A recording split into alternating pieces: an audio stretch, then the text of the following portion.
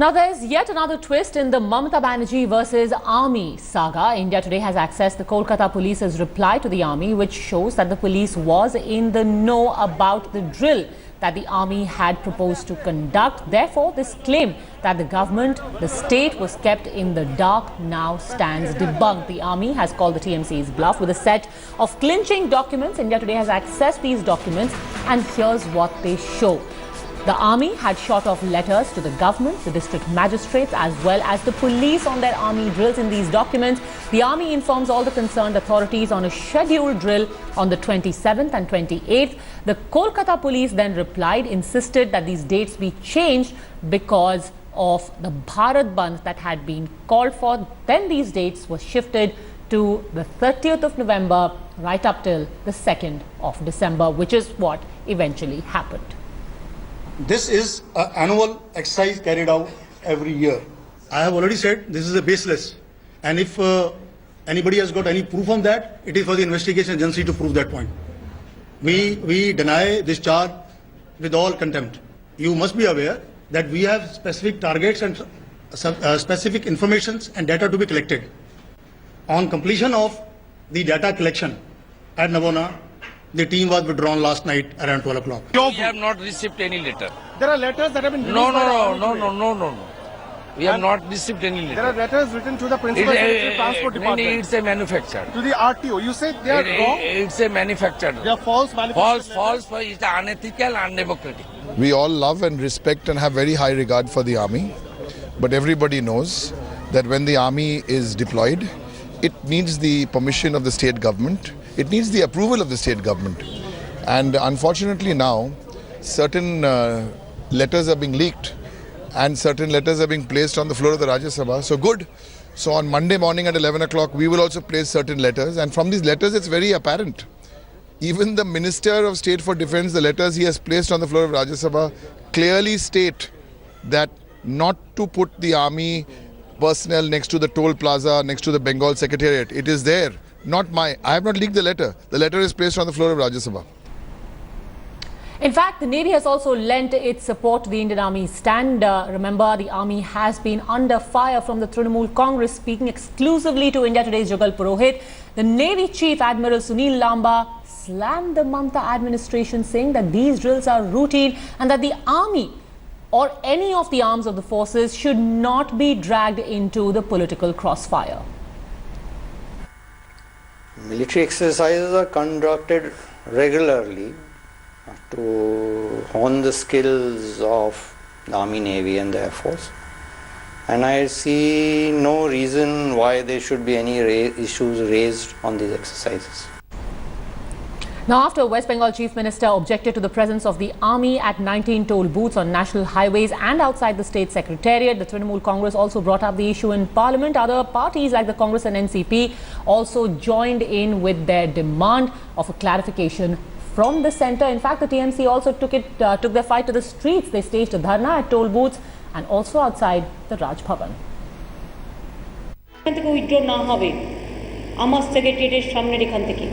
Motive is political, motive is vindictive, motive is unconstitutional, motive is unethical, motive is undemocratic. Right. The only, I would say, the fault of Mamata Banerjee has been that she has taken up the cause of the poor, the middle class and the deprived very vigorously and is going from state to state talking about the problems of demonetization, the misery that has been caused because of demonetization. So therefore it is a serious case and it has to be clarified by Government of India, and not less than either a defence minister or preferably by the Prime Minister, that why this confrontation between the state of Bengal and the Government of India has taken place. It's a very serious issue. All right, so what exactly happened at the end of November? The TMC says it was, or it's insinuating rather, that it was a possible attempt at using the army for a coup? Joining us now on the phone line is Kakoli Ghosh Dasidar of the Trinamool Congress. Joining us live are Lieutenant General Shankar Prasad and Siddharth Nath Singh, who is the national spokesperson for the BJP. But Kakoli Ghosh Dasidar, I want to ask you first, what is really curious is that this entire exercise is in some way being linked to Mamata Banerjee's opposition to demonetization. What is this link that you're drawing? No, nobody is linking it to demonetization.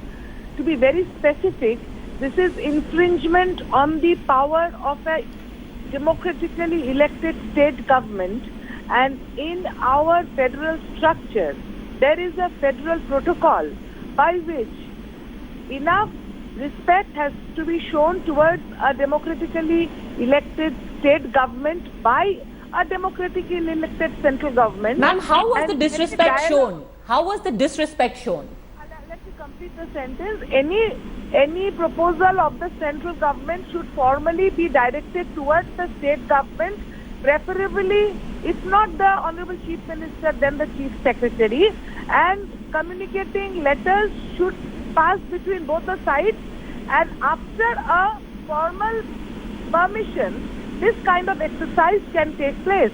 But suddenly you find the place teeming with military personnel, I think at 18 points, and they were collecting data, and as we had been informed through the media yesterday, that some money exchange was also taking place. That we don't know, I cannot confirm. Which, ma'am, actually categorically has been denied by the Eastern Command. But on the very specific point that you've raised about why the Chief Minister was not informed or the state government should have been communicated with, let me bring in Lieutenant General Shankar Prasad. I'm sure you will trust his word. Lieutenant General Shankar Prasad, the police was informed, the DM was informed. Should the Chief Minister and the state government have been informed?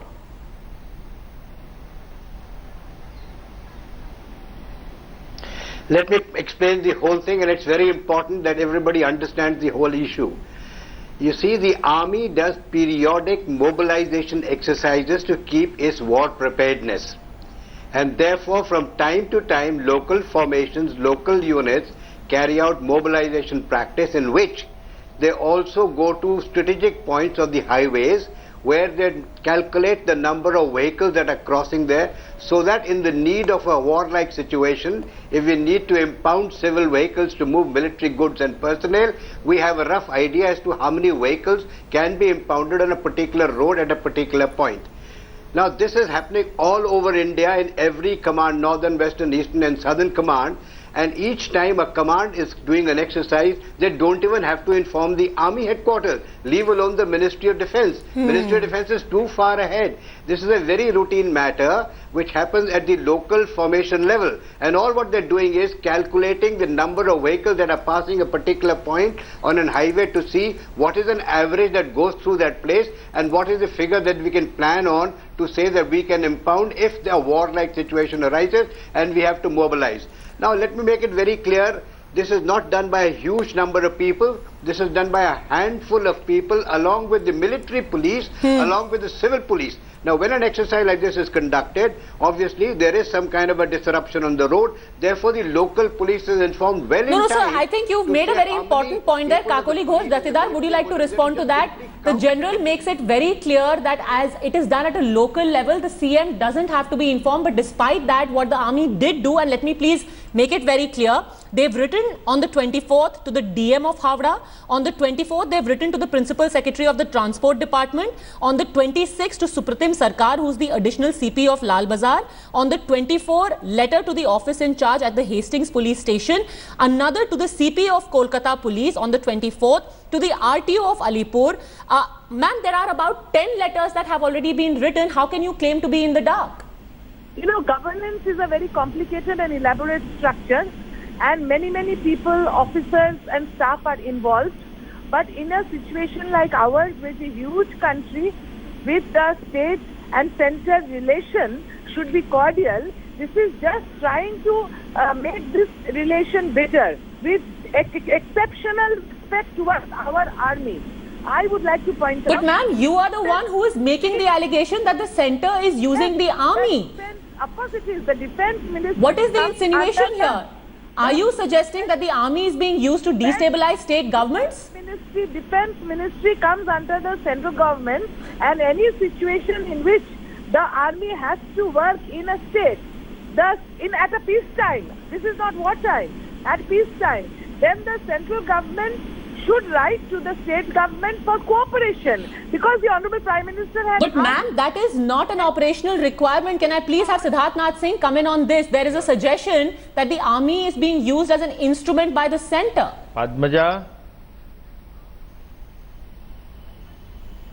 Padmaja, Mamata Banerjee is having hallucinations now, and therefore being paranoid, she's coming up with these kind of ridiculous conspiracy theories, beginning from a plane crash to a army takeover of the Bengal administration. This is quite a baseless and I would say a very outlandish kind of an approach a constitutional head has adopted towards a confrontation. She wants to build in democracy, perfectly okay on a demonetization. Nobody should have any problem, neither we have any problem. But the problem lies is that, and they talk about the constitutional propriety, they are a member of parliament and they don't understand how the federal structure functions, how the Indian army functions. Indian army is the most disciplined workforce in anywhere in the world. They have written number of letters, all have been put on the table. The best could have been that the MP who has come on your channel and others who have been in the parliament, they should have withdrawn and said, we are sorry about it, we were misled. But don't drag the Indian army. Absolutely. They are fighting a huge battle on the border, and these kind of accusation doesn't help. They must understand this is, you're just playing into the hands of Pakistan, and Pakistan say, oh, the Chief Minister doesn't trust the Indian army and there was a coup in India which was being done by the Indian army. How do we trust Indian army? Look at the ramifications we have internationally of this kind of a childish, or I would say outlandish approach of the constitutional head of Bengal. Absolutely. Lieutenant General Shankar Prasad, I think the sorriest outcome of this entire allegation is that now there will be an impression that we are no better than, say, a banana republic like Pakistan, where the army is actually used as a political tool by the centre.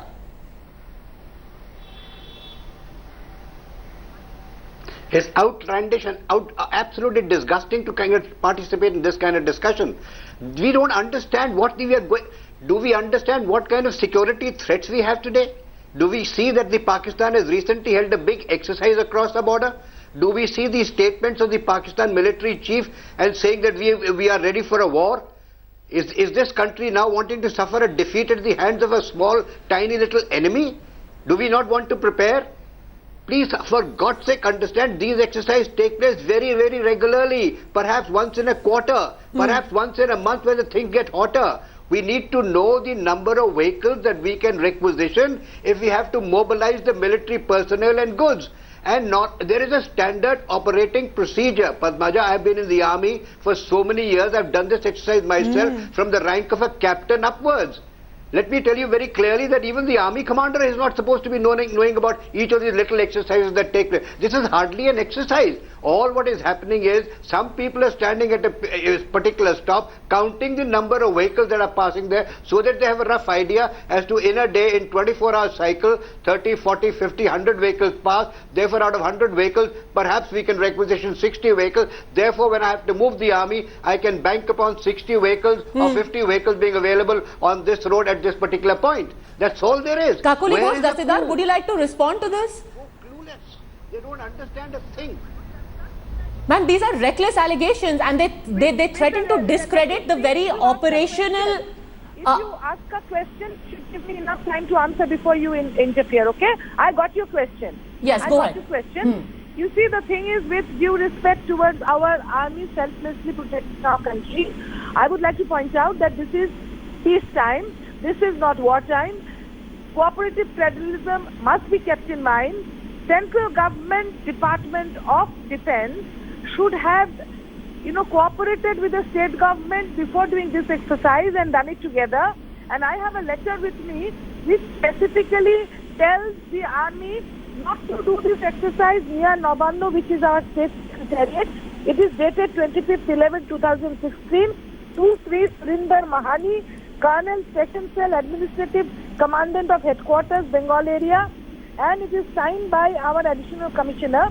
He has requested not to do this exercise at this very point of Nabanno because it's a security zone where the... And ma'am, I have a letter with me which is dated the very next day, which says, refer to your memo on the 25th of November. This is to inform you that the exercise is an operational requirement for the army and has to be carried out in the near vicinity of the army areas, subsequent to which there was absolutely no correspondence from the police. And in fact, we had the army today saying very clearly that the day after this letter was written, there was a joint recce carried out outside Nabarno by the police and the army. Then where did this allegation come from?